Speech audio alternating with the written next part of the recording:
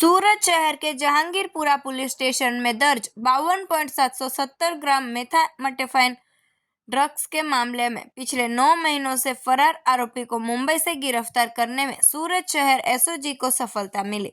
माननीय police commissioner Shri Anupam Singh Gehlot साहब द्वारा सूरत शहर में नशे की बुराई को पूरी तरह खत्म करने के उद्देश्य से यह सख्त निर्देश दिए गए हैं कि जो लोग अन्य राज्यों से चोरी छिपे नशीले पदार्थ लाकर सूरत में युवाओं को नशे की लत में धकेल रहे हैं, उनके विरुद्ध सख्त कार्रवाई की जाए। इन्हीं निर्देशों के तहत नायब पुलिस कमिश्नर श्री राजदीप सिंह नकुम के मार्गदर्शन में कार्रवाई की गई।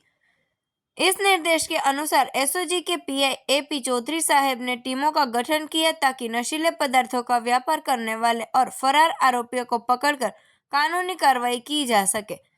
इसी दौरान एसओजी के अधिकारियों रामजी भाई, मोहन भाई और लाला भाई भोपा भाई को सूचना मिली कि जहांगीरपुरा पुलिस स्टेशन में दर्ज ड्रग्स केस का फरार आरोपी मुंबई में छिपा हुआ है।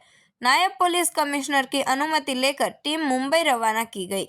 मुंबई के MA road, Madan road, Maharashtra स्थित फ्लैट नंबर A1 नगरी बिल्डिंग 3री मंजिल कमरा नंबर 226 से आरोपी नवाब उर्फ महाराज इशाक अली सैयद उम्र 61 साल को गिरफ्तार किया गया। पूछताछ में आरोपी ने स्वीकार किया कि 6 फरवरी 2025 को सूरत शहर एसओजी द्वारा गिरफ्तार किए गए भरतभाई भगवानभाई पटेल जो 52.770 ग्राम मेथामेटाफाइन ड्रग्स की कीमत ₹5,27,700 बरामद किए गए थे, वह ड्रग्स उसी ने उपलब्ध कराए थे।